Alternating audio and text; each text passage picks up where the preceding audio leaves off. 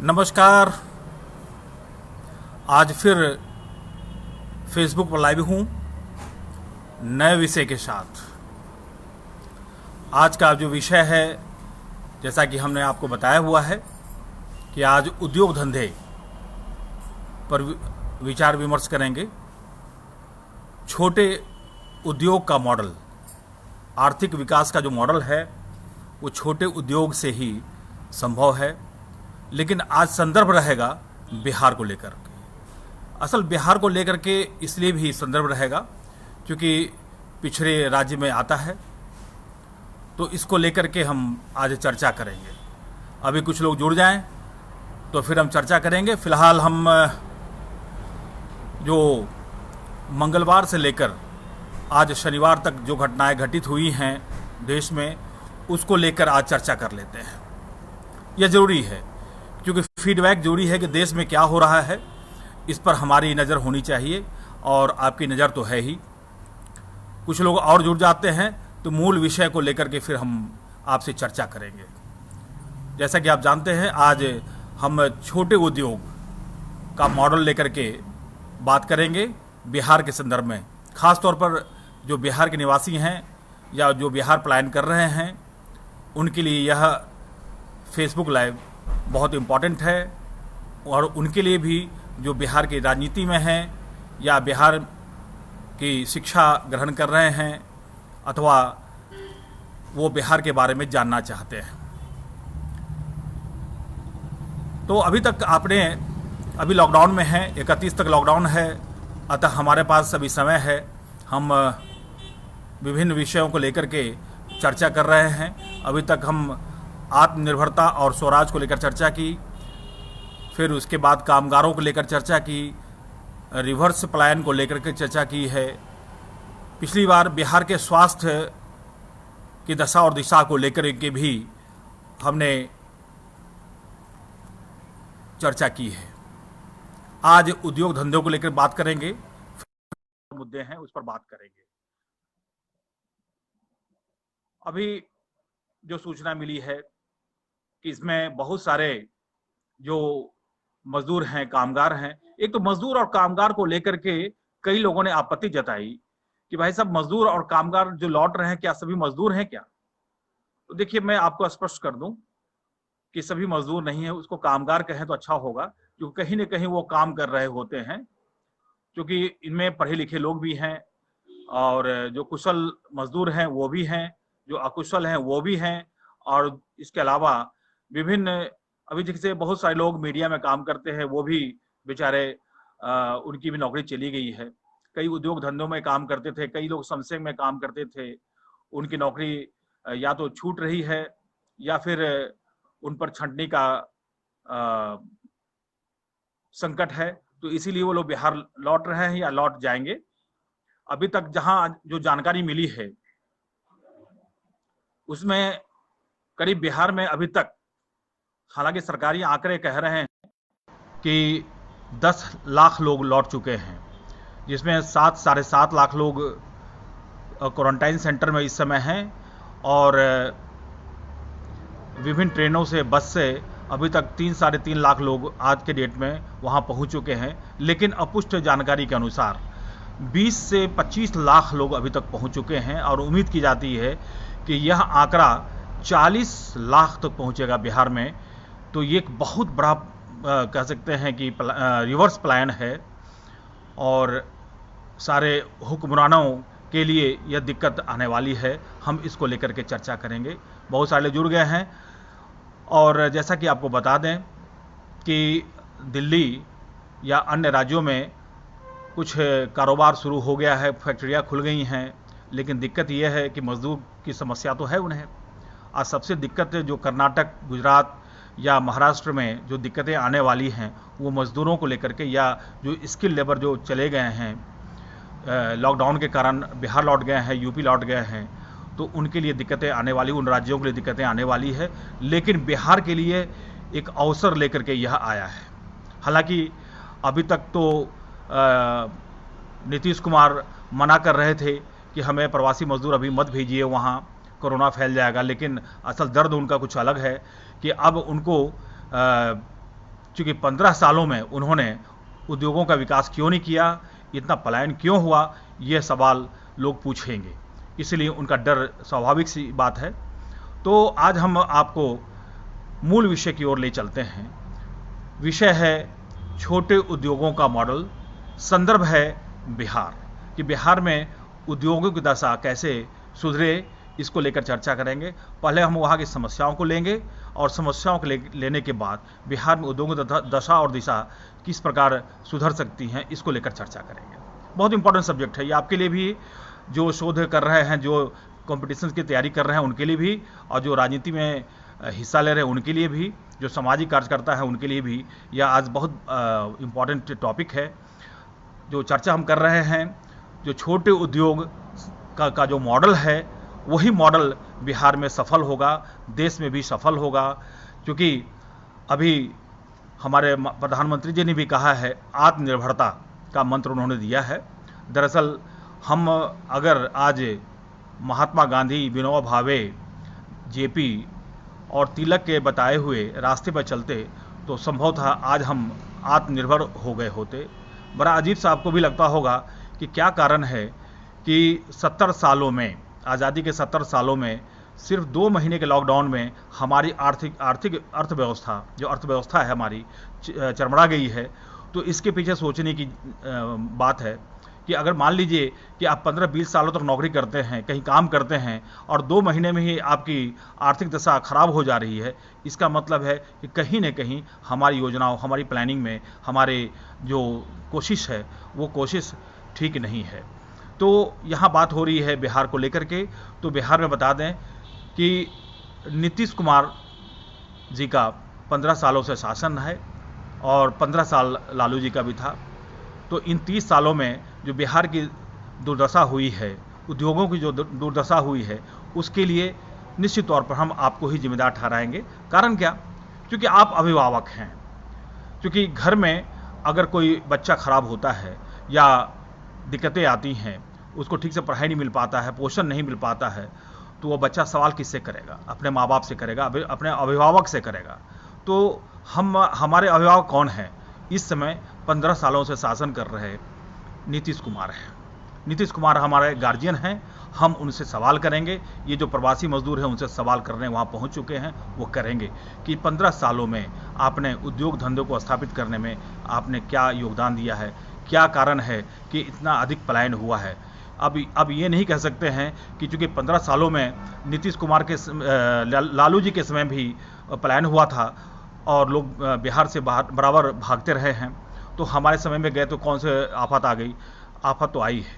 क्योंकि लोहिया ने कहा था कि अगर आप, जो राजनीतिक दशा और दिशा है उसके बारे में बहुत अच्छी टिप्पणी की थी कि जब आप तवे पर रोटी बनाते हैं तो एक ही तरफ रोटी को रखने से रोटी जल जाती है, यानी उसको उलटते पुलटते रहना चाहिए। अगर रोटी अच्छी सेके, अच्छी तरह वो फुली हुई हो, तो तवे पर रोटी को अच्छी तरह सेंकना चाहिए, उलट पुलट करते रहना चाहिए। इसी प्रकार राजनीतिक दशा के बारे में भी मानना था लोहिया जी का, और हमारा भी मानना है, और आप लोगों में मानना होना चाहिए कि आप उलटते पुलटते रहिए।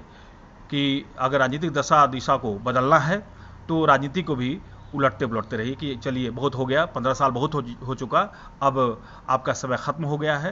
क्योंकि अभी अभी पता चला है कि नीतीश जी ने बहुत सारी चीज़ें लोगों के सामने पेश की हैं कि हम ये करेंगे, वो करेंगे। अभी भी पता चला कल, वो जो क्वारंटाइन सेंटर में, क्योंकि क्वारंटाइन सेंटर की जो कुव्यवस्था थी, दुर्व्यवस्था थी, उसको लेकर के सोशल मीडिया काफ़ी आगे बढ़ा हुआ है। हालांकि कुछ चैनल्स दिखा रहे हैं, लेकिन सोशल मीडिया में जो खबरें आ रही हैं उसको लेकर के उन्होंने पाबंदी लगा दी थी कि कोई मीडिया हाउस वहाँ नहीं पहुँचेगा और न ही कोई राजनेता वहाँ पर उन क्वारंटाइन सेंटर में वहाँ की कोई व्यवस्था के बारे में कोई बात करेगा। तो कल उन्होंने जब आलोचनाओं से घिर गए, क्योंकि पहली बात तो ये थी कि वो प्रवासी मजदूरों को अपने यहाँ आने देना नहीं चाहते थे। अब चूँकि प्रवासी मजदूर वहाँ आ गए हैं और करीब 7.5 लाख से ऊपर लोग, प्रवासी मजदूर या कामगार उन क्वारंटाइन सेंटर में हैं, तो अब उन्होंने वीडियो कॉन्फ्रेंसिंग के माध्यम से बातें की हैं उनसे, उन प्रवासी मजदूरों से, कि आप कैसे हैं, क्या दोबारा फिर आप लौट के तो नहीं जाइएगा। तो आज आपको चिंता हो रही है कि उनसे पूछ रहे हैं कि अब लौट के तो नहीं जाइएगा। आपने अभी तक पूछा क्यों नहीं कि भाई 15 सालों में आप कहाँ और किस दशा में हैं, क्यों नहीं आपने यहाँ उद्योग धंधे स्थापित किए जैसे वो लौट सकते थे, लौटने का वातावरण आपने क्यों नहीं बनाया। ये सवाल वो प्रवासी जरूर पूछेंगे। तो हालांकि उन्होंने कहा, पूछा कि आप लोग कितने कुशल हैं, कितने अकुशल हैं। एक ने बताया कि हम एक ईंट बनाने का हमारे पास एक माध्यम है, उसमें तो उस तकनीक से हम ईंट बनाते हैं। तो उन्होंने तत्काल अपने अधिकारी को कहा कि भाई इनके बनाए गए ईंट का जो तकनीक है उसका इस्तेमाल करिए आप। तो ये तो आपको पहले समझना चाहिए था कि बिहार के लोग ऐसा नहीं है कि सभी मजदूर ही होते हैं, बल्कि दिमाग वाले भी हैं। असल में क्या सबसे बड़ी दिक्कत क्या है कि बिहारी प्राइड, यानी कि हम बिहार पर गर्व करें, वहाँ के लोगों पर गर्व करें, वहाँ की अस्मिता को लेकर के गर्व करें, वहाँ की कला और संस्कृति को लेकर गर्व करें, वहाँ के साहित्य को लेकर गर्व करें, वहाँ की का जो इतिहास रहा है उसको लेकर हम गर्व करें। तो ये आज के दिनों में काफ़ी कम हो गया है। तो ये सब तो हुक्मरान, जो वहाँ के जो राजनीति में बैठे लोग हैं, जो शासक वर्ग है, वही इस बिहारी प्राइड को कम करने का काम किया है। नहीं तो बिहारियों में वो क्षमता है जो मॉरिशस, सूरीनाम, फिजी बसा सकता है। दिल्ली, पंजाब, हरियाणा, कर्नाटक, महाराष्ट्र, गुजरात को एक विकासशील या विकसित राज्य में डेवलप कर सकता है। तो वही कामगार, वही मजदूर बिहार को भी विकसित राज्य में इसको ला सकता है, बिहार को ला सकता है।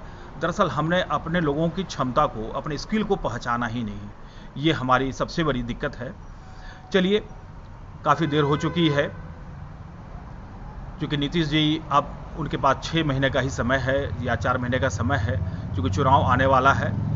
और चुनाव में फिर क्या बातें होती हैं, क्योंकि इन्हें पलटू राम कहा जाता है।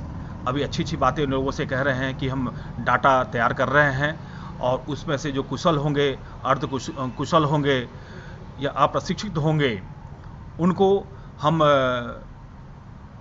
उसका डाटा हम तैयार कर रहे हैं और उसके मुताबिक उनको हम उद्योग धंधे में लगाएंगे।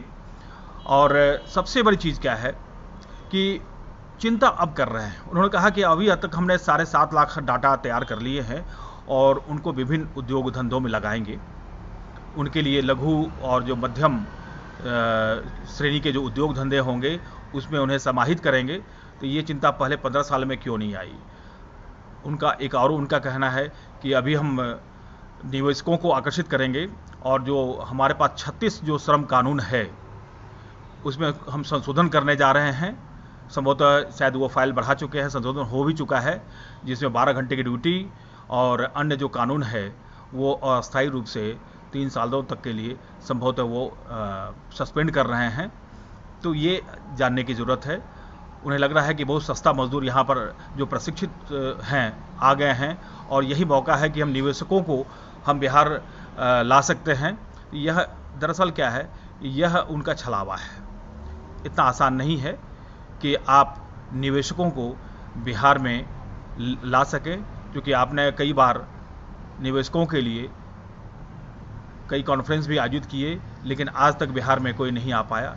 दरअसल वहाँ की जो क्राइम है, वहाँ का जो सोशियो इकोनॉमिक स्ट्रक्चर है, उसको लेकर कोई भी आपके पास निवेशक नहीं आ सका है, जबकि बहुत गौरवशाली इतिहास रहा है। हम उस गौरवशाली इतिहास को लेकर भी चर्चा करते हैं कि वहाँ किस प्रकार इस तरह की बड़ी बड़ी फैक्ट्रियाँ थीं जो लालू और नीतीश के शासन में ख़त्म हो गई। थोड़ी सी चर्चा हम उस पर करते हैं समस्याओं को लेकर के, फिर हम समाधान में देंगे कि आखिर इसका समाधान कैसे हो। अशोक पेपर मिल काफ़ी बड़ा मिल था, अशोक पेपर मिल वो बंद हो गया। बनमनखी पूर्णिया का आप जानते हैं शुगर मिल, वहाँ चीनी मिल बहुत बड़ा था, और उसको कहा एशिया का सबसे बड़ा चीनी मिल कहा जाता था। पूर्णिया में था बनमनखी। आज जाकर देखें वहाँ वो खंडहर है वहाँ पर। तो इस खंडहर को बनाने में किसका योगदान रहा। मोतीपुर का जो है मुजफ्फरपुर, आप जानते हैं मुजफ्फरपुर में मोतीपुर है, वहाँ भी बहुत बड़ी इंडस्ट्री थी, लेकिन ख़त्म हो गई है। मुजफ्फरपुर तो खुद अपने आप में एक इंडस्ट्रियल हब है, लेकिन आज जो स्थिति है वहाँ जाकर आप देखें कि बहुत दुर्गति है, जबकि वहाँ लीची का उत्पादन सबसे ज़्यादा होता है। वहाँ लीची का प्रोसेसिंग यूनिट भी वहाँ स्थापित हो सकती थी, छोटे मोटे तौर पर है, लेकिन सरकारी प्रोत्साहन न मिलने के कारण या उनके जो उत्पाद हैं उन्हें जो बाजार न मिलने के कारण दम तोड़ रही हैं। कटिहार का जूट उद्योग एक समय हम लोग उसमें बच्चे थे, और उसमें कटिहार का जूट उद्योग था, उसमें हजारों लोग काम करते थे, लेकिन आज खत्म हो गया है। अब तो मेरा ख्याल है कि सीमांचल में जूट उद्योग शायद नहीं ही है, क्योंकि लोग इसलिए जूट का उत्पादन भी बंद कर दिया है और गन्ने का उत्पादन भी बंद कर दिया है, क्योंकि बनमनखी में वहाँ पर शुगर मिल था। जबकि सीमांचल में आप जानते हैं कि वहाँ बारिश अधिक होती है और पानी की कोई दिक्कत वहाँ नहीं है।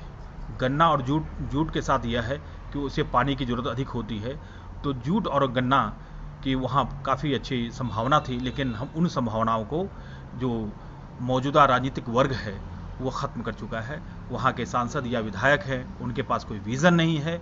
जो हमारे अभी के जो हुक्मरान हैं नीतीश जी हैं, उनके पास कोई विज़न नहीं है। इसके पहले जो लालू जी थे उनके पास भी कोई विज़न नहीं था। यही कारण है कि आज उद्योग धंधे वहाँ ख़त्म हो गए हैं। कुछ उद्योग का और नाम ले लेते हैं। सीतामढ़ी में चीनी मिल था, वो भी ख़त्म हो गया। फिर सहरसा का पेपर मिल था, बहुत बड़ा मिल था सहरसा में, काफ़ी लोग काम करते थे। तो नतीजा क्या हुआ कि ये जो मिथिला जोन था, ये मिथिला जोन जो है, अब वो जो लेबर मुहैया कराता था, अब वहाँ से सारी लेबरें विभिन्न राज्यों की ओर कूच कर गई। जब उद्योग धंधे नहीं है, कुछ है ही नहीं, तो क्या होगा। आज आप वहाँ जाएं, सीमांचल में जाएं, तो वहाँ अधिकतर जो है गाँव में औरतें मिलेंगी, बूढ़े लोग मिलेंगे, बच्चे मिलेंगे, और जो जवान लोग हैं, युवा हैं, वो बाहर कमाने खाने के लिए चले गए हैं। ऐसा कोई घर ऐसा नहीं मिलेगा जिसमें आपको युवा वर्ग वहाँ पर टिका हुआ हो, क्योंकि यही युवा वर्ग जो है बाहर से कमा खा करके वहाँ से पैसे भेजता था और बिहार की इकोनॉमी को ठीक किए हुए था।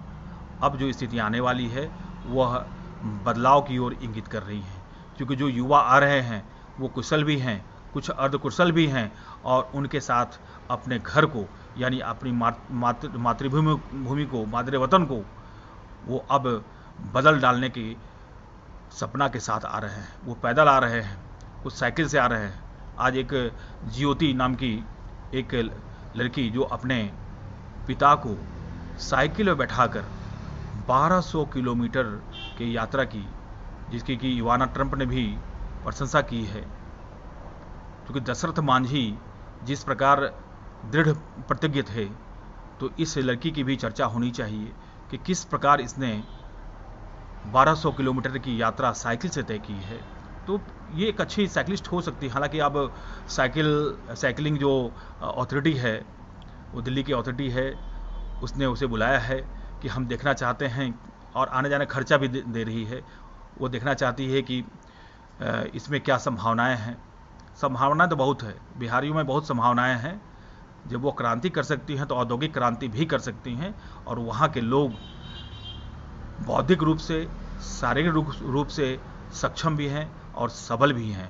सिर्फ ज़रूरत है कि हमें बिहारी प्राइड को बढ़ाना होगा, और इसके लिए जो मौजूदा हुक्मरान है या जो मौजूदा जो राजनीतिक जो वातावरण है उसे बदलने की ज़रूरत है, बिहार को बदलने की ज़रूरत है, क्योंकि संभावनाएं बहुत है वहाँ। मैं छोटे उद्योग को लेकर, छोटे उद्योग के जो मॉडल हैं उसको लेकर मैं बात कर रहा हूँ, उस पर हम आएंगे। और इसके पहले आपको बता दें कि हमारे यहाँ क्या क्या संभावनाएं हैं। देखिए, पेड़ पौधे भी हैं, तो वहाँ जूट मिल हैं की संभावनाएं तो हैं ही, जो जूट के कारखाने लग सकते हैं। पेपर मिल के भी संभावनाएं हैं, लेकिन चूँकि नई तकनीक उसमें शामिल नहीं किया गया, नतीजा है कि ये उद्योग धंधे बंद हो गए। फिर वहाँ भागलपुर में देखिए सिल्क की भी संभावनाएं हैं, कंबल उद्योग की संभावनाएं हैं। हालांकि सरकार ने इधर कुछ क्लस्टर जोन बनाए हैं भागलपुर को लेकर के, जो है एक कंबल निर्माण के लिए क्लस्टर जोन बनाया है। मधुबनी में हस्तशिल्प क्लस्टर जोन बनाया है। वैशाली या पश्चिम चंपारण में तांबे और कांसे के बर्तन को लेकर के एक क्लस्टर जोन बनाया है। पटना में लेदर क्लस्टर को लेकर के एक क्लस्टर जोन बनाया है उन्होंने। लेकिन सवाल ये उठता है कि ये जोन सिर्फ कागजी क्यों है, हम ज़मीन पर क्यों नहीं उतर पाता है? इसके पीछे भी हम आपको वजह बताएंगे। वजह आप जानते भी हैं कि राजनीतिक वजह तो है ही, दूसरा है कि किसी भी उद्योग को संरक्षण देने के लिए, प्रोत्साहन देने के लिए जब तक वहाँ का जो स्थानीय प्रशासन है वो सजग और बिल्कुल आपको पॉजिटिव वे में आपको सहायता नहीं देता है तो मुश्किल है, आगे उद्योग धंधे लगने बहुत मुश्किल होंगे। अभी छोटे उद्योग को लेकर के मैं इसलिए बात कर रहा हूँ कि अभी करीब करीब 40 लाख प्रवासी, कुशल भी अर्धकुशल भी, वो लौट रहे हैं बिहार, या लौट जाएंगे इन जून तक जो है लौट जाएंगे, क्योंकि अब धीरे धीरे ट्रेन भी चलनी शुरू हो रही हैं। इस बीच लोग हर हालत में अपने गांव में पहले जाना चाहते हैं। कुछ लोग कह रहे हैं कि जब पेट की भूख सताएगी तो ये सभी फिर अपने अपने जहाँ जहाँ से आए हैं वहाँ लौट जाएंगे। लेकिन क्या लौटेंगे नहीं लौटेंगे यह तो अभी भविष्य के गर्त में है, लेकिन नए बिहार को वो रचेंगे यह तो तय है, क्योंकि उनके पास एक हौसला भी है।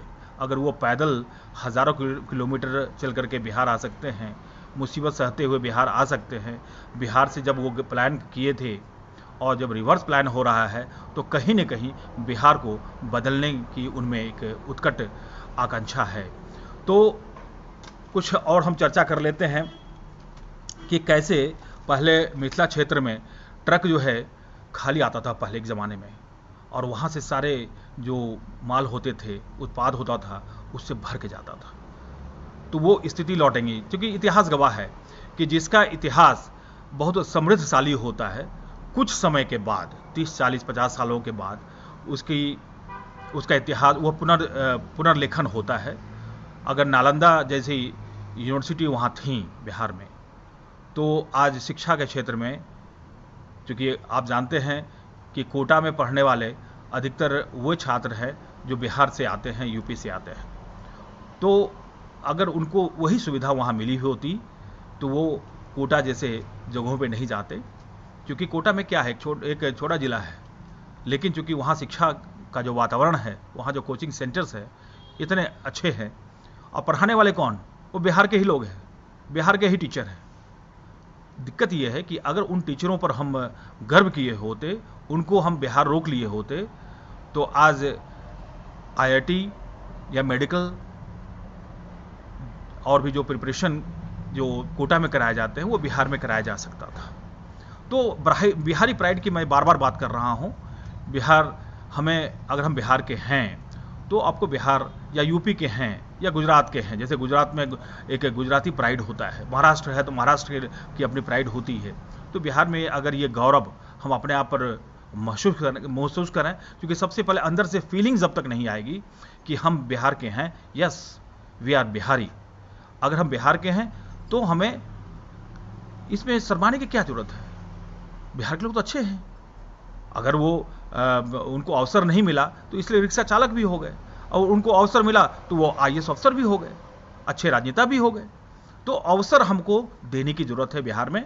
तो इसी को लेकर के हम आगे आपसे चर्चा करेंगे कि किस प्रकार बिहार में साजिश के रूप में गुंडागर्दी से उद्योग धंधों को ख़त्म कराया गया, वहाँ मार्केट ख़त्म कराया गया, और हम दूसरे राज्यों से सामान लाने के लिए विवश होते चले गए।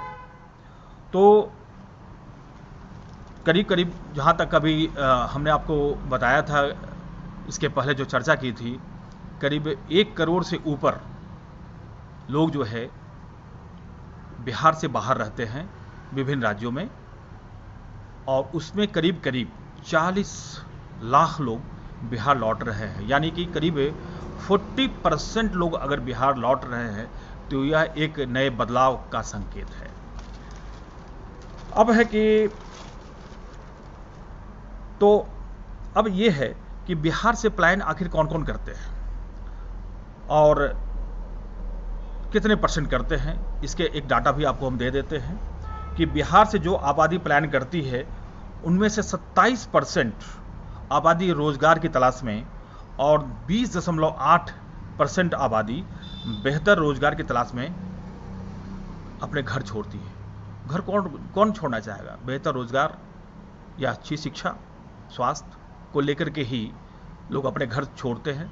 अन्यथा किसको कुत्ता काटा है भाई कि अपने घर के अच्छी रोटी और वहाँ माँ बाप का साया, वहाँ सगे संबंधियों का साथ, ये छोड़कर कौन जाना चाहेगा? क्योंकि बिहार में रोजगार के अवसर नहीं हैं, तो रिवर्स पलायन जो है एक अवसर प्रदान करने जा रहा है बिहार के लिए।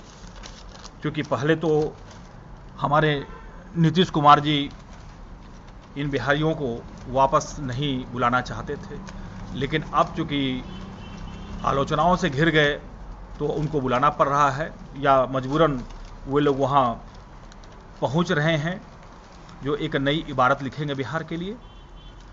अभी हमारे पास जो एक रिपोर्ट है उसमें मनरेगा की ओर से करीब 1 करोड़ 80 लाख जॉब कार्ड दिए गए हैं। जॉब कार्ड कितने हैं वहाँ? 1 करोड़ 80 लाख जॉब कार्ड है। मनरेगा के तहत आप जानते हैं कि यह केंद्र सरकार की संपोषित योजना है, जिसमें कि 100 दिन का आपको रोजगार देना है उसी जगह, उसी गांव में जहां वो रहने वाले हैं। लेकिन अफसोस की बात है कि जो स्थानीय प्रशासन है या स्थानीय वहाँ की जो निकाय है, क्योंकि मुझे मालूम है कि जब मैं बिहार के विभिन्न गांवों का दौरा किया था तो वहाँ सभी लोग पहुँचते थे, जॉब कार्ड लेके पहुँचते थे, थोक के भाव में पहुँचते थे कि हम लोग को जॉब दिलवाया जाए। लेकिन कार्ड तो बन गए लेकिन जॉब नहीं दिया गया। अब सूचना जो आरटीआई है उसको भी ख़त्म कर दिया गया। बहुत साजिश के तहत जो है सूचना के अधिकार के तहत उन मुखिया से भी जवाब मांगा जाता था कि आप कितने जॉब दे रहे हैं, कोई जवाब नहीं मिलता था। वीडियो से मांगा जाता था, कोई जवाब नहीं मिलता है।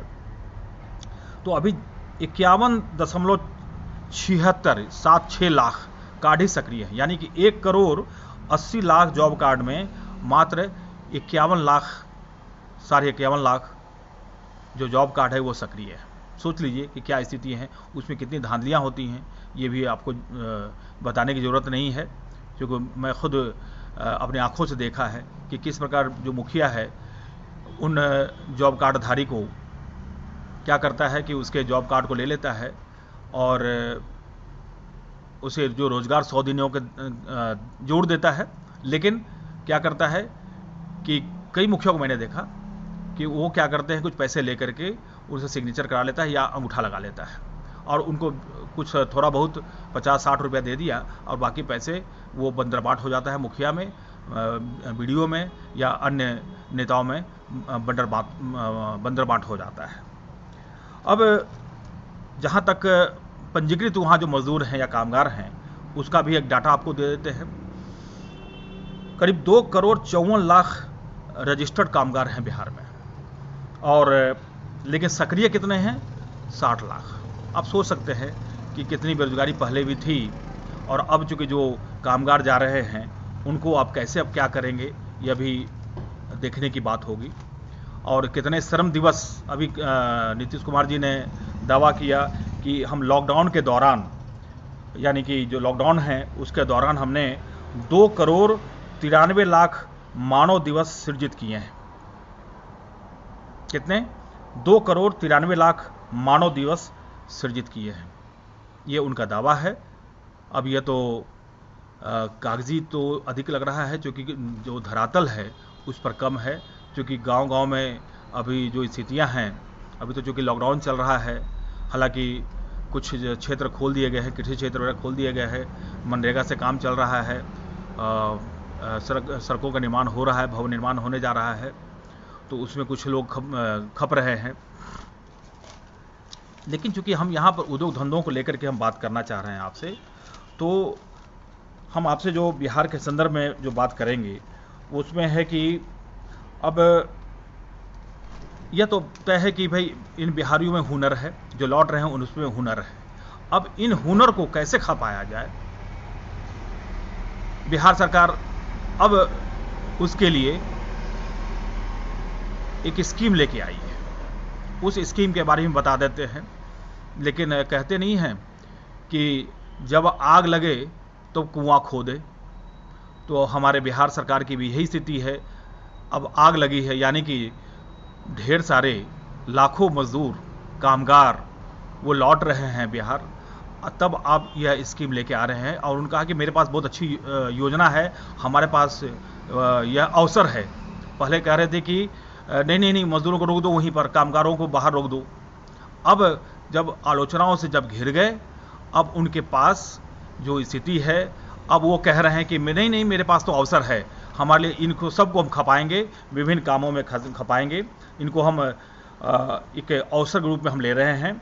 और वहाँ का जो जो अफसर भी है वो भी कह रहे नहीं नहीं, हम ये जितने भी मजदूर आएंगे सबका डाटाबेस तैयार कर रहे हैं और एक अवसर के रूप में हम इसे विकसित करेंगे। जैसे टेलरिंग है, फिर कुकिंग है, फिर पेबल फ्लास्क के जरिए ईंट बनाने की तकनीक है, ये सब का हम विकास करने जा रहे हैं। मत्स्य कृषि क्षेत्र में चूंकि सबसे ज़्यादा रोजगार मिलता है, तो कृषि क्षेत्र में भी हम रोजगार के अवसर सृजित करने जा रहे हैं। मत्स्य पालन है, पशुपालन है, आदि क्षेत्रों में हम सॉफ्ट लोन देंगे और लोग गौ पालन करेंगे, मत्स्य पालन करेंगे, आदि आदि। ये तो पहले भी बहुत सारी योजनाएं चल चुकी हैं, लेकिन उसमें क्या भ्रष्टाचार हुआ है इसको चूँकि मैं भी भुक्तभोगी हूँ, क्योंकि मुझे मालूम है कि मैंने भी कई लोगों को गौ पालन के लिए वहाँ के सक्षम अधिकारी से कहा कि भाई एक गरीब है, इसको गौ पालन के लिए कुछ गाय दीजिए, मछली पालन के लिए कुछ जो ऋण आए हुए हैं, जो लोन वगैरह दी जाती हैं, उसको नियमानुसार दीजिए। लेकिन हर में भ्रष्टाचार है। आप जानते हैं कि वहाँ एक दलाल किस्म का व्यक्ति उसी अफसरों का होता है जो उनके लिए दलाली करता है कि मान लीजिए किसी को अगर गाय चाहिए, 10 गाय या 5 गाय या 2 गाय चाहिए, तो वो उसे उसके ज़रिए उसके जो वो लिस्ट बताता है उसके ज़रिए ही वो काम होता है, और उसमें अफसरों का अपना धंधा कमीशन बंधा हुआ होता है। ये मैं जानता हूँ क्योंकि मैंने इसको देखा है। तो ये स्कीम भी पता नहीं वो कर पाते हैं या नहीं कर पाते हैं, यह तो बात की बात होगी। अब जैसे बिहार सरकार के जो अब योजनाएं हैं, उन योजनाओं पर थोड़ी सी चर्चा कर लें कि उन्होंने वो क्या क्या योजना लेके आ रहे हैं। तो हमने कुछ लिस्ट बनाए हैं, जो लिस्ट आपको हम देना चाहते हैं। कि उनका कहना है कि सड़क व भवन निर्माण या ग्रामीण विकास, जल संसाधन, जल जीवन हरियाली योजना में रोजगार के अवसर हम दे रहे हैं। आपको मालूम होना चाहिए कि नीतीश कुमार ने अभी जल जीवन हरियाली योजना वो लेके आई है, जिसमें 24,000 करोड़ की महत्वाकांक्षी योजना है। 24,000 करोड़ जल जीवन हरियाली, पेड़ पौधे लगाना, जो भी तालाब ठीक ठाक करना, नदियों का साफ सुथरा करना, आदि बहुत सारी जो योजना है, ये योजना है। और उनका दावा है कि मनरेगा के तहत अभी 9 लाख लोग रोजगार पा रहे हैं।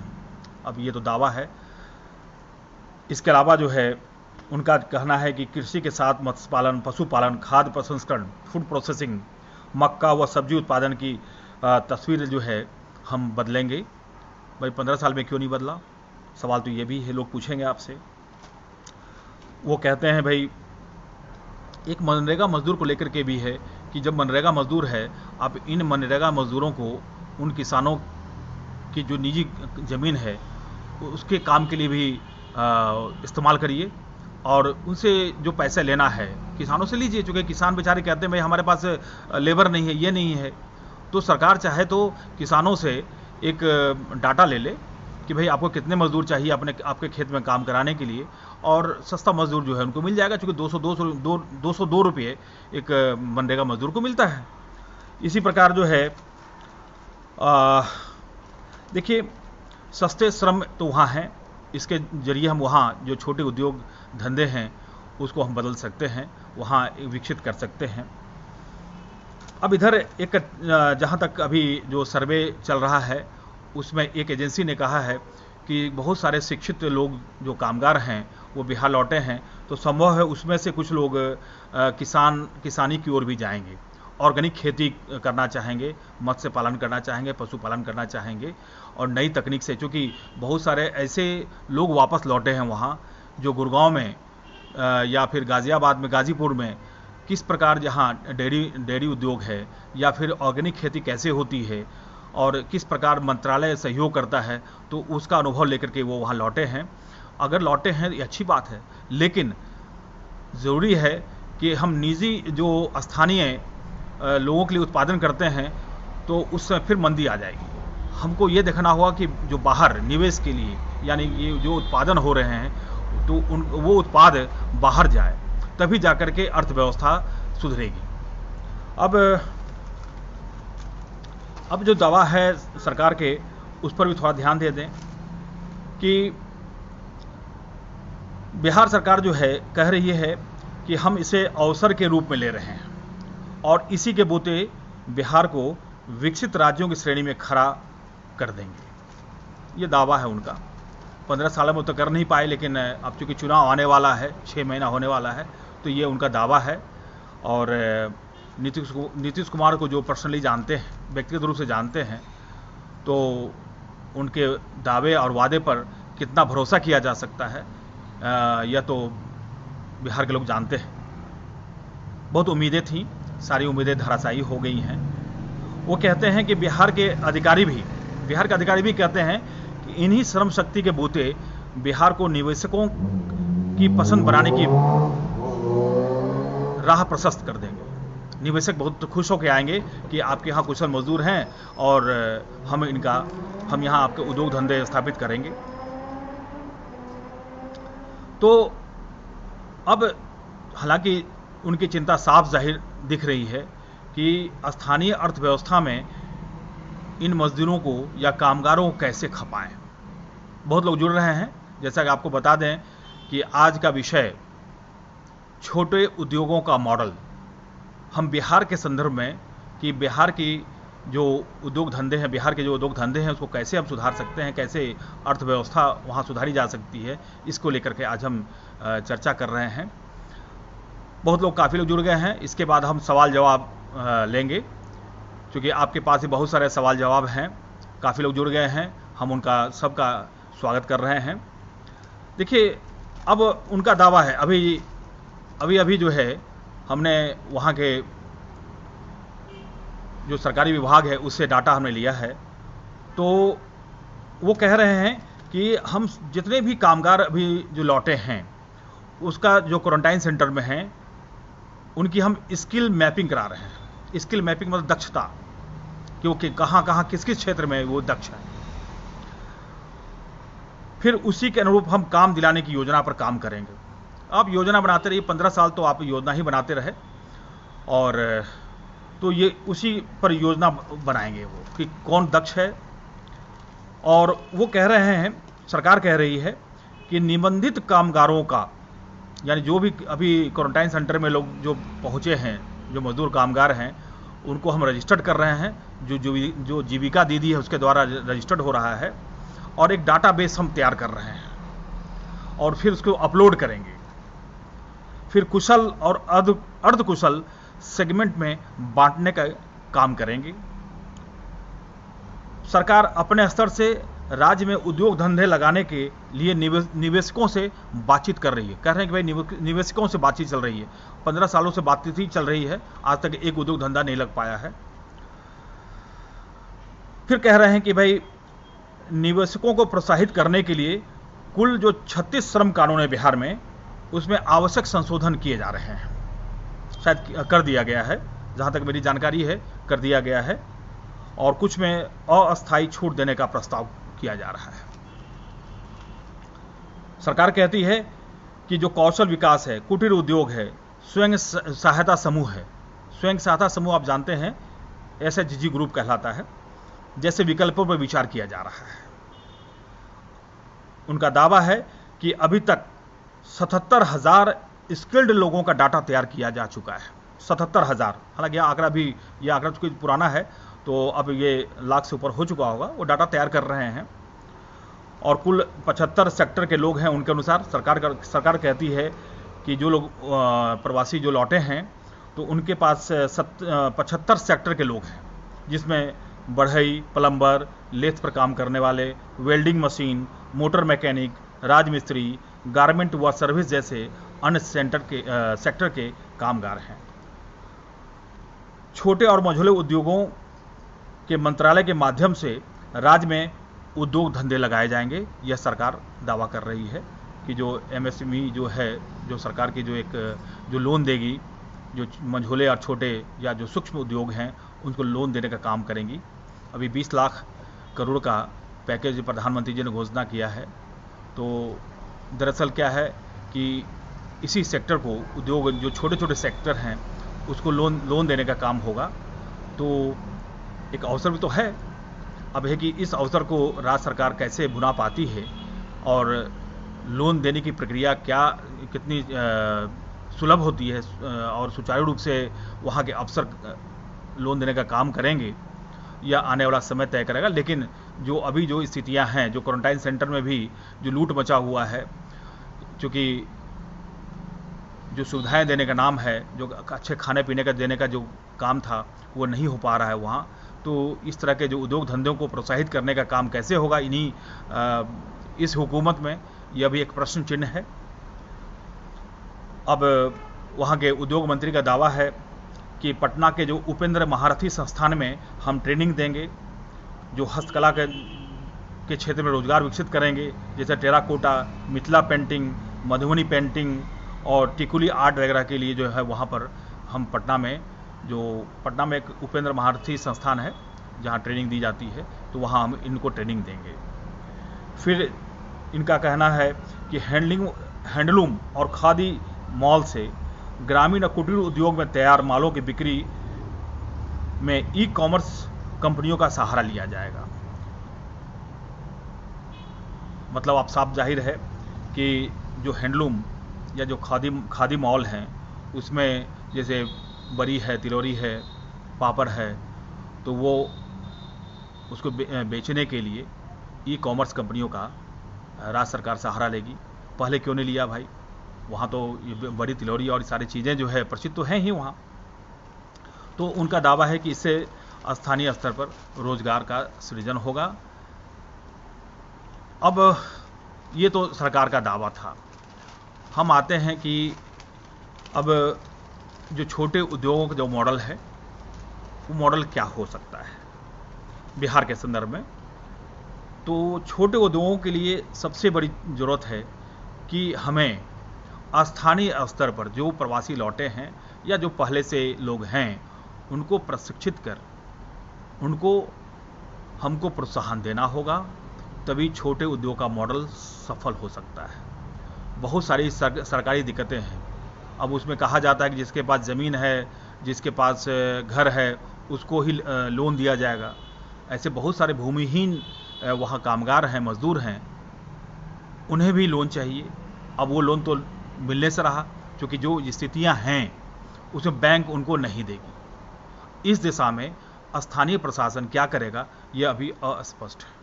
तो ये एक छोटे उद्योगों को बढ़ावा देने के लिए एक दीर्घ, जो एक सूक्ष्म कह सकते हैं कि एक तो योजना शॉर्ट समय के लिए होता है, एक दीर्घकालीन होती है। तो हमें अभी फटाफट ऐसी योजना पर ध्यान देना होगा ताकि लोग वहाँ हर हाथ को काम मिल सके।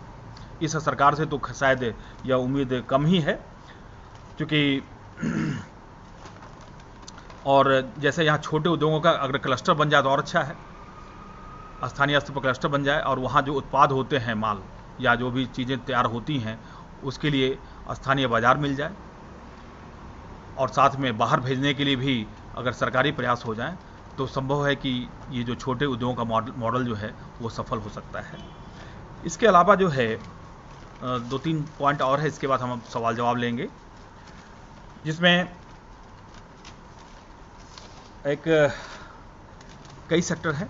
जो सबसे बड़ी छोटा जो उद्योग है कृषि से बहुत जुड़ा हुआ है, कि अभी कृषि से जैसे मान लीजिए कोई उत्पादन हो रहा है, मान लीजिए कि आपका आलू अधिक है, तो आलू से चिप्स वगैरह जो बनते हैं और बाहर में हम उसे लेज आदि के रूप में, या जो पेप्सी या कोका कोला कंपनी ऊंचे दाम पे बेचती है, तो हम उसका वहाँ पर फैक्ट्री लगा करके काम कर सकते हैं वहाँ। तो इस है वहाँ पर। फिर शहद, मधुमक्खी पालन है, फिर ऑर्गेनिक खेती का तो एक है ही, फिर मत्स्य पालन है, डेयरी है। तो ये सब के ज़रिए हम उनको इंगेज कर सकते हैं, यानी हर हाथ को काम हम दे सकते हैं। और सबसे बड़ी ज़रूरत है कि वहाँ इसके लिए रोड, बिजली, पानी का इंतज़ाम दुरुस्त करना होगा, तभी छोटे छोटे उद्योग पुष्पित और पल्वित हो सकेंगे। साथ ही परिवहन की व्यवस्था, क्योंकि जो माल वहाँ एकदम बिल्कुल सुदूर गांव में अगर हो रहा है तो वहाँ की पंचायतें उसको खरीद लें। जैसे पैक्स अभी गेहूँ और धान को खरीदता है, तो वहाँ छोटे छोटे जो उत्पाद हैं, इस तरह की व्यवस्था करनी होगी कि उन छोटे छोटे उत्पादों को वो वहाँ स्थानीय स्तर पर ही खरीद ले, तो फिर पलायन रुकेगा, लोग वहीं पर रुकेंगे। अन्यथा नहीं तो फिर तो मुश्किल है। लोग फिर जो है, क्योंकि एक सवाल पूछा था मंत्री जी से कि भाई जो लोग वापस लौट रहे हैं, तो इसमें कितने लोग नहीं लौटेंगे बाहर के राज्यों में, तो उन्होंने कहा 10%। लेकिन हमारा मानना है कि अगर वहाँ ये बहुत जल्दी फौरी तौर पर रोज़गार उनको उपलब्ध न कराया गया, तो फिर 2-3 महीने, 4 महीने, 5-6 महीने के बाद वो फिर अपने स्थानों पर लौट जाएंगे। क्योंकि रोज़गार के लिए यह कोरोना जो है एक अवसर लेके आपके लिए, बिहार के लिए लेके आया है। जिस प्रकार उत्तराखंड में सबको वहीं रोकने के लिए वहाँ के मुख्यमंत्री ने कहा है कि आपके लिए हम उद्योग धंधे विकसित कर रहे हैं, बिजली, पानी, सड़क सबका विकास कर रहे हैं, आप यहीं रहें और बाहर ना जाएं, तभी राज्य का विकास होगा। तो मोटे मोटे तौर पर जो चीज़ें हैं मैं आपको और करेंगे कि कुछ लोग कह रहे हैं इस पर भी बताएं कि आखिर क्या प्रभाव पड़ेगा। तो 2-3 चीज़ें हैं जो अभी जो प्रवासी लौटे हैं, तो उसमें जो 2-3 पॉइंट जो है मैं आपको बताना चाहूँगा, उसके बाद हम लोग सवाल जवाब लेंगे। देखिए, बहुत सारे जो लौट रहे हैं, जो लोग अन्य राज्यों से लौटे हैं, उनमें से जिनके पास ज़मीन होगी या बटैया की ज़मीन मिलेगी, वे उस पर खेती करना शुरू करेंगे। तो ये तो होगा। दूसरा, महिलाएं घर संभालेंगी, क्योंकि बहुत सारे कामगारों के साथ उनकी पत्नियां भी, उनके बाल बच्चे भी जो बाहर में राज्यों में उनके साथ थीं। तो पुरुषों के बाहर रहने पर जो महिलाएं खेतों में काम करती थीं, आप जानते हैं कि अधिकतर पुरुष जो है बाहर रहते थे, तो महिलाएं घर में कहीं अगल बगल खेती बाड़ी में किया करती थी, बटाई के जाती थी वो। तो अब जो है वो दोबारा घर संभालेंगी और पुरुष खेतों में काम करने जाएंगे। लेकिन खेतों में वे पुरुष ही काम करेंगे जो दूसरे राज्यों में भी खेती ही किया करते थे। अगर दूसरे राज्यों में वो खेती किया करते थे तभी वो पुरुष जो है वहाँ खेती करेंगे, अन्यथा तो दूसरे कामों में वो जाएंगे। जैसे जो फैक्ट्रियों में, कंपनियों में और कंस्ट्रक्शन साइट्स में पर काम करते थे, वे हालत समान होने का इंतजार करेंगे। इन लोगों के सामने रोजगार का सबसे बड़ा संकट होगा। अगर जैसे मान लीजिए लॉकडाउन के बाद अगर स्थितियाँ ठीक होती हैं, कोरोना महामारी का प्रकोप जो कम होगा, तो वो निश्चित तौर पर वहाँ से वो लौटेंगे, क्योंकि उनके लिए जो वो अवसर वहाँ अभी विकसित नहीं हो पाएगा। ये दिक्कतें हैं। फिर उनका एक और जो है कि जिनके पास कुछ नहीं होगा, वे लोग कर्ज के दलदल में फंसेंगे। ये एक जो पलायन का जो सबसे बड़ा वहाँ जो दिक्कतें आने वाली है, इससे हो सकता है। और इससे जो छोटे लघु उद्योग का मॉडल भी प्रभावित होगा। तो और जो सबसे इम्पॉर्टेंट है वहाँ कि इन जो श्रम शक्ति है जो बाहर से लौट रही हैं, फौरी तौर पर इस पर जो है वहाँ की स्थानीय प्रशासन को, वहाँ के राजनेता को समझना होगा कि बिहार को विकसित करना है तो हमें छोटे उद्योग का मॉडल फौरी तौर पर लागू करना होगा और साथ में दीर्घकालिक उपाय भी ढूंढने होंगे। तो इस प्रकार ये हमने आपको बताया कि किस प्रकार बिहार में छोटे उद्योगों का मॉडल सफलतापूर्वक व अमली जामा पहनाया जा सकता है। अगर वहाँ के हुक्मरान चाहेंगे, वहाँ का स्थानीय प्रशासन चाहेगा, मुखिया चाहेगा, तभी यह संभव है, अन्यथा यह सिर्फ हवा ही सिद्ध होगा। चलिए, बहुत सारी हम लोग गंभीर विषयों को लेकर के हमने चर्चा किया। अब समय है कि हम आपके सवालों के जवाब दें। जो लोग जुड़ गए हैं, थोड़ा कुछ उनका नाम हम लेते हुए फिर फिर अगले मंगलवार के लिए फिर हम आपके पास फिर नए विषय के साथ आएंगे। तो हमारे पास अभी जो जुड़ गए हैं, प्रभात नारायण शर्मा जी जुड़ गए हैं, राजेश सिंह, हेम नारायण विश्वकर्मा जी हैं। हेम नारायण विश्वकर्मा जी अच्छे सामाजिक कार्यकर्ता भी हैं और आम आदमी पार्टी के मुजफ्फरपुर में रहते हैं, वो और प्रवक्ता हैं, राज्य प्रवक्ता हैं। तो उनका कहना है कि नीतीश कुमार जो है हर मोर्चे पर विफल मुख्यमंत्री हैं। बिल्कुल है ही, बिल्कुल है, क्योंकि 15 सालों तक जो है वो सफल नहीं हो पाए। उन्होंने 10 साल मांगा था, बोनस में 5 साल उनको और दे दिया गया। तो इसे विफल मुख्यमंत्री ही कह सकते हैं, उनके पास कोई विजन नहीं है। अगर विजन होता तो अब वो जब आग लगे तब कुआं खोदे, कि उन्होंने घोषणा की है कि हम ये करेंगे, वो करेंगे, छोटे उद्योगों को बढ़ावा देंगे, ऐसे देंगे, वैसे देंगे।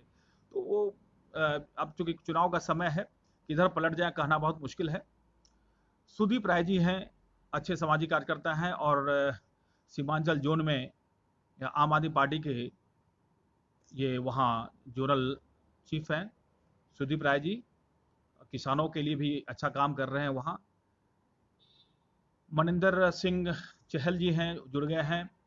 पंकज अग्रवाल जी हैं, दयानंद चौहान, जीवनलाल बड़याल, विमलेंद्र कुमार, सुनील झा, नरेश बंका जी हैं, अच्छे बैंकर हैं, रांची में रहते हैं, वो भी जुड़ गए हैं। विजय प्रकाश जी हैं, घनश्याम तिवारी, सुमन जी, अनिल कुमार, करण कुमार, कृष्णा यादव सीतामढ़ी में हैं और जिलाध्यक्ष हैं वहाँ आम आदमी पार्टी के।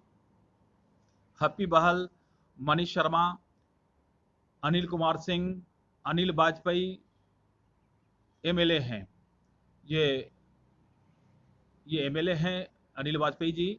बीजेपी पहले आम आदमी पार्टी के एमएलए हुआ करते थे, इस बार वो गांधीनगर से बीजेपी के चुनाव निशान पर जीते हैं, वो भी जुड़ गए हैं। खालिद हुसैन अररिया बिहार में हैं, सामाजिक कार्यकर्ता हैं, और नमस्कार किया है। आपको भी नमस्कार। चौधरी ब्रह्म प्रकाश जो पटना आम आदमी पार्टी के जिलाध्यक्ष हैं, अच्छे सामाजिक कार्यकर्ता हैं। मनीष शर्मा, राजकमल जी हैं, आम आदमी पार्टी के सचिव हैं बिहार में। सभी को हम नमस्कार करते हैं। इस प्रकार काफ़ी लोग जुड़ रहे हैं और लगातार ही जुड़ते चले जा रहे हैं। एक प्रश्न जाते जाते हेमनारायण विश्वकर्मा जी ने पूछा है कि श्रम विभाग में रजिस्टर्ड निर्माण मजदूरों का 5 साल से औजार खरीदने के लिए पैसा अभी तक नहीं मिला है। नीतीश कुमार की झूठी घोषणा है ये तो बात बिल्कुल आप सही कह रहे हैं कि वहाँ पर जो रजिस्टर्ड मजदूर हैं उनको जो सुविधाएं दी जानी चाहिए थी, कोई सुविधा नहीं मिली है।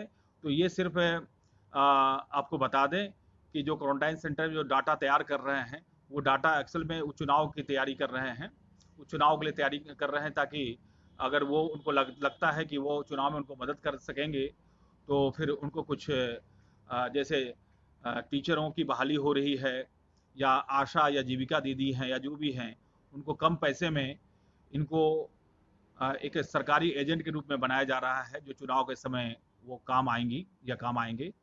तो यह एक बहुत ही अजीब जो स्थिति है बिहार में, कि वहाँ पर 9,000, 2,000, 1,000 में आप लोगों को खटा रहे हैं, सरकारी काम ले रहे हैं और उनको नियमित नहीं कर रहे हैं। उनको सरकारी जो सेवा शर्तें हैं, जो बिहार सरकार की जो सेवा शर्तें हैं, उसे नियमित नहीं कर रहे हैं। तो यह एक मानवीयता के दृष्टिकोण से भी इंसाफ नहीं है, और संविधान की जो नागरिक जो मौलिक अधिकार है उसका भी हनन है।